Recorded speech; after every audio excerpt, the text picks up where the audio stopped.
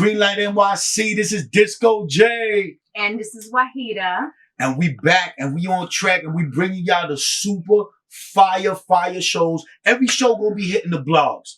Every show is gonna be blog worthy. Every show is gonna be super exclusive content with the artists that's moving and grooving now. Even if they are 90s golden era artists, trust me, they're gonna be moving and grooving right now and relevant.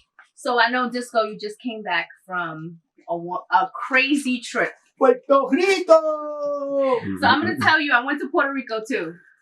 I saw you. You was very limited on the gram, so I know you was doing a lot of sneaky shit. Very limited. Puerto Rico has a lot to offer, and so I was enjoying the food and the beaches and nothing like it. Nothing like it.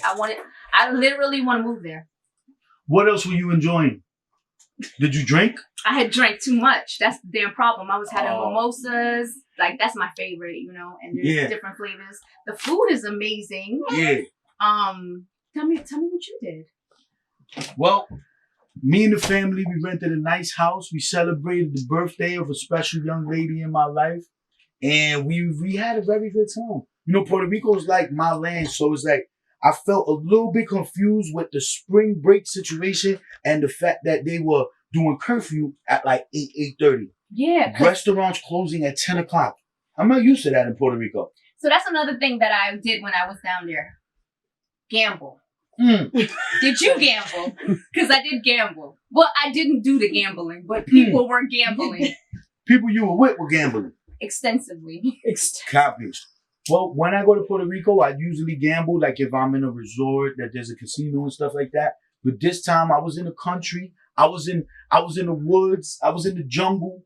There's no slot machines out there in the jungle, mama. Okay, so tell me what's in the jungle in Puerto Rico. Because I didn't have that part. See, I should have went with you guys. Yeah. Just for the mere fact that I would have had, like you said, it wouldn't have been a tourist attraction for me, which it was.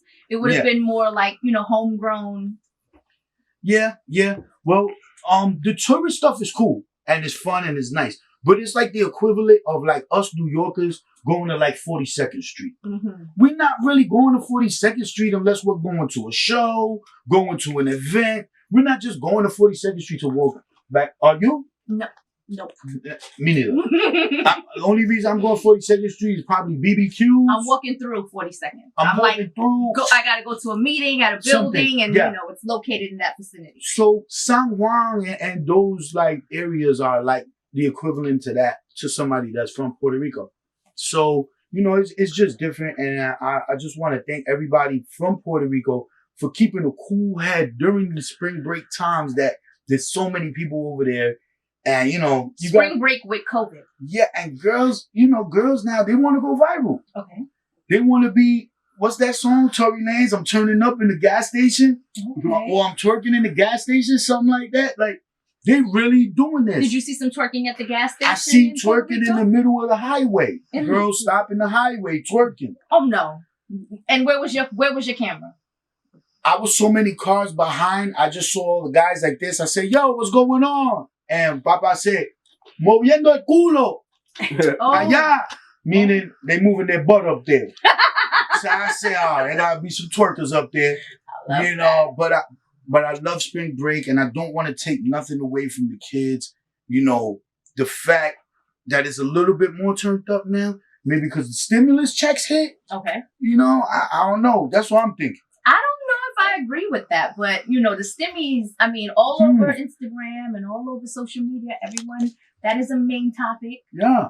So you think that this whole influx in Puerto Rico is because of the stimmy checks? Yeah, because I think like this. Spring break, Miami, Puerto Rico is the closest place to go. It's East Coast. It's warm. It's Caribbean. It's the United States. It's the United States. You don't need a passport. Exactly. Your ID. Exactly. So that's the closest place. And then when you see the flights and how much they costing, it's like $30 to go to Puerto Rico right now. $25. I see a flight for $25. That's man. crazy. My dinner costs more than that. Wow. So when you get flights like that and people are, you know, getting their stimulus checks, they like, holy shit, it's a $25 flight. I could book a room for $50. We out. I'm only $75 in. We out. So now my question to you is how are the people that actually live in Puerto Rico, how were they reacting? They're disgusted. Disgusted by the twerking on the highway? They're disgusted. They're disgusted. They don't want it going on. They're against it. They're not feeling it. They're not. You know, the police, this is the thing about the police in Puerto Rico. They move differently. They respect the island. They love the island. And as long as you come with respect, you're good. Mm-hmm. But once you start violating, a lot of graffiti out there, a lot of people doing extra shit, fighting, running out of restaurants. This is the shit that people don't respect in Puerto Rico. So wait, you said running out of restaurants, meaning they not paying, run the tab up and then leave. Wow. Dine and ditch. That's insane. And then you got some waiters, they not having the shit. They're going to chase you down, try to beat you up too. 2 or 3 of them going to try to get at your neck. This is amazing because when I went to Puerto Rico, all I remember is going out to eat, and I felt so safe. I went shopping. I didn't feel like, you know, I had to worry about safety. I didn't feel like I even had to worry about the police officers. I remember the car that drove us to the mall.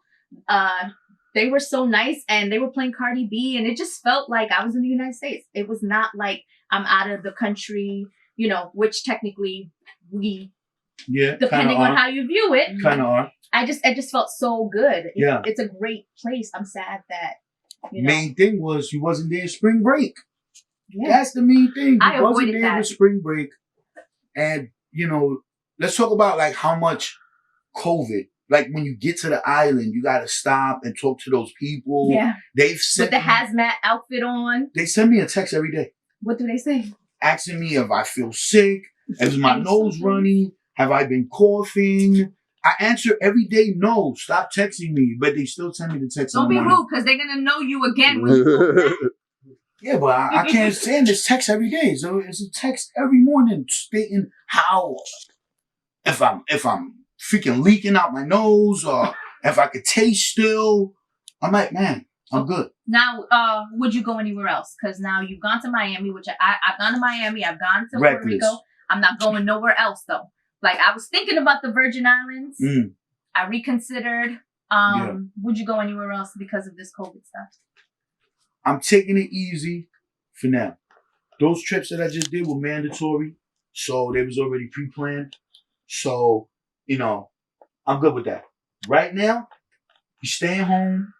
We staying focused.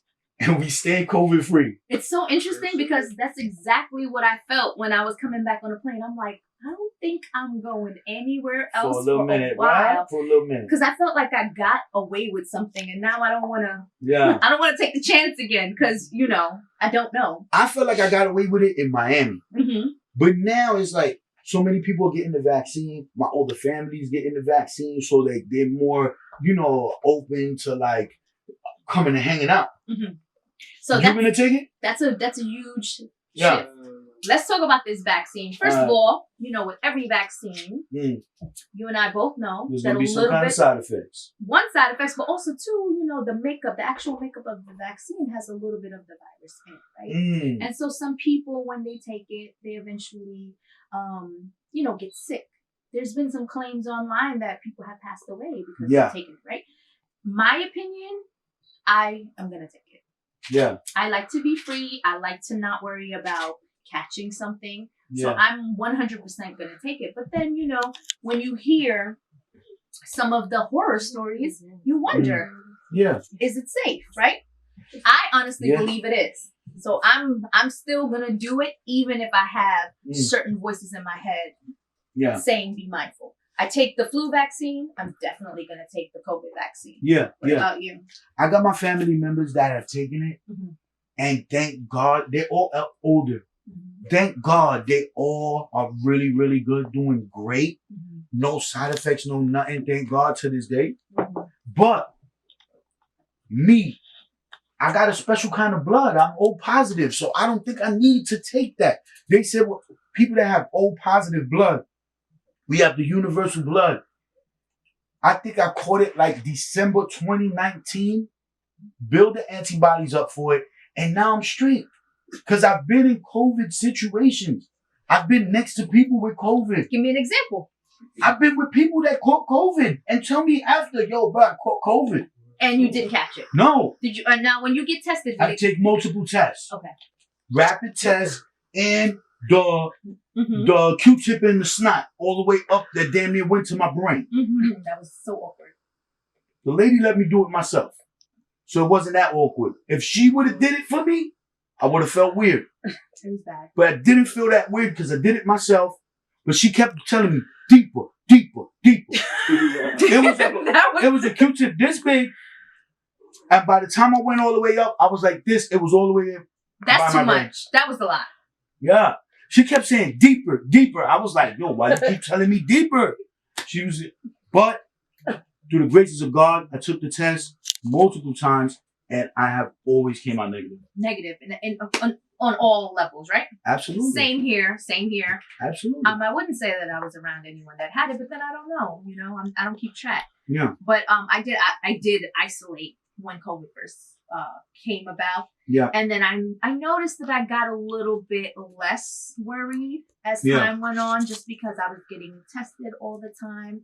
It was happening so much that I kind of felt like, okay, maybe I am a little immune to this. What was your favorite thing to do while we were doing quarantine? While we were doing quarantine, all I was doing was fixing things around the house. Fixing? I was like, oh my God, I gotta get new furniture. Handy Wahida. And oh my God, the handy girl. I wasn't even doing handy stuff. I think I was redecorating. I was like getting new comforters and matching everything around me. Fix your braids. Yeah. Pull them out. No, pull them out. Let them know. Yeah. Yo, we got